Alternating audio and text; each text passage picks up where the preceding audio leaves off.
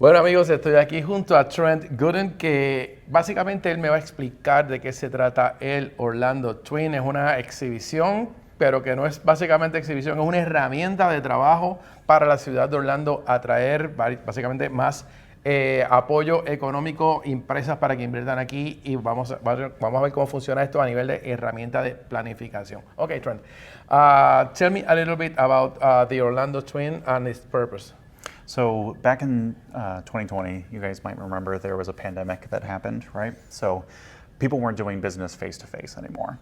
So we needed a better way to tell that Orlando story. So traditionally, the way economic development is done is you invite a company that's looking to relocate or expand. They tell you what they're looking for. You sit them down in a boardroom. You go through a 100-page PowerPoint of all the reasons why Orlando's the right spot for you. Then you jump in an SUV and you go drive around and look at 3 or 4 different dirt sites. There had to be a better way of doing that. Orlando is known for immersive storytelling, so we wanted to tell Orlando's story in that exact same way. So what we decided is we needed a marketing center that we could then use to tell the Orlando story in a more dynamic and immersive way.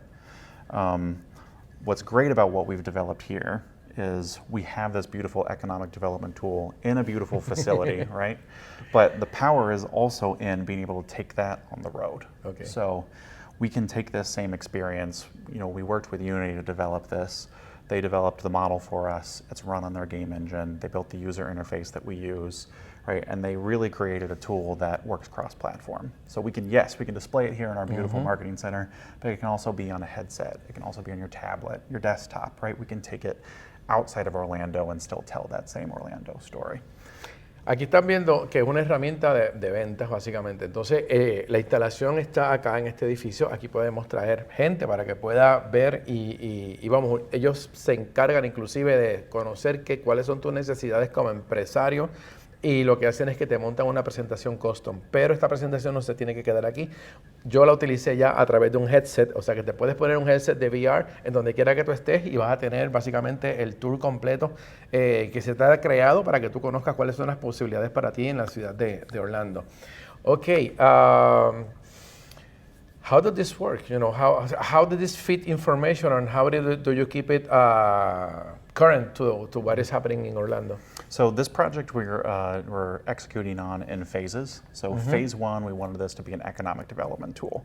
Phase 2, we want to look forward to inviting partner data into the tool and making it more than just a marketing piece, but making it operational. So in this first phase, phase 1, Unity has built this in a way that we can start to take static data sets and layer it on top of that 3-dimensional model. So what we do, it sits on an air-gapped server here in our office, so there's no connectivity to the internet, right? It's localized entirely here.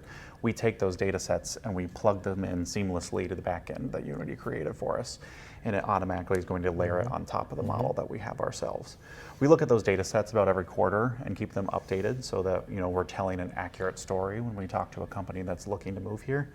And we plan to, as we move into phase 2, to open up that connection and allow API connections into the system to allow those live data sources in to give us a real-time model versus, you know, a snapshot in time.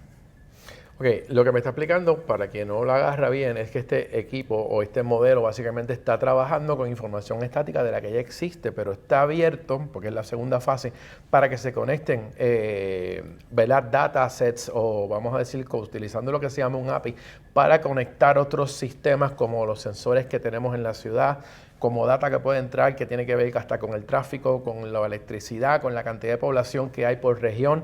Y eso lo que crea realmente es como una ciudad totalmente virtual, viva, de lo que es Orlando, y que se puede utilizar como una herramienta inclusive para hacer proyecciones de cómo va a estar funcionando la ciudad en un momento determinado, y se puede utilizar para más cosas que simplemente darte un show bonito. Se puede utilizar para cosas que son vivas dentro de la ciudad, inclusive para crear simulacros de posibilidades en cuanto a cualquier cosa, ya sea temas de economía o a temas de desastres naturales y un montón de otras cosas que están relacionadas a lo que necesita una ciudad.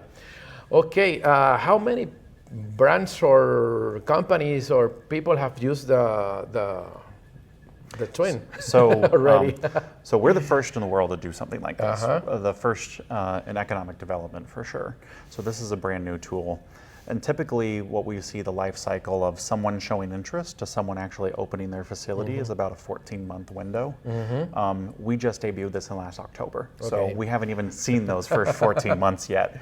But over, I would say, several hundred at this point. I've done demos and experiences on the digital twin for companies and municipalities and people looking to find interest in it. Some of the great success that we've seen from this is just the credibility that having a tool like this gives us outside of our region. You know, Orlando's not normally known as a tech hub outside in certain circles, but we absolutely are, and this gives us the credibility to prove that point. You're getting out of the theme park image and become like the really metaverse. And people don't know that behind all the things that you see on the theme park, there is a lot of technology going on. Yep, and I would say, and we have the theme parks to thank for the size that we are today, right? And a lot of that innovative technology that we use and put into other industries was born out of those theme park experiences. Awesome. Bueno, aquí ya ustedes vieron de qué se trata el Orlando Twin. Vamos a hablar un poquito más de eso porque esto se está traduciendo a varios idiomas, incluyendo el español también. Así que yo, thank you very much. Le quiero agradecer a Trent por haberme ayudado acá y la experiencia VR la tuve, así que van a ver esos videos también porque realmente no es lo mismo verlo acá a tu poder saber que puedes tener acceso y acceso tridimensional para poder estar sintiéndote como si estuvieras en la ciudad de Orlando. Si te gustó el video, compártelo. Si tienes preguntas, tíralas en los comentarios, que yo sé mucho más de lo que se habla aquí, así que te puedo ayudar. Y bueno, nos vemos en el próximo video. Hasta la próxima.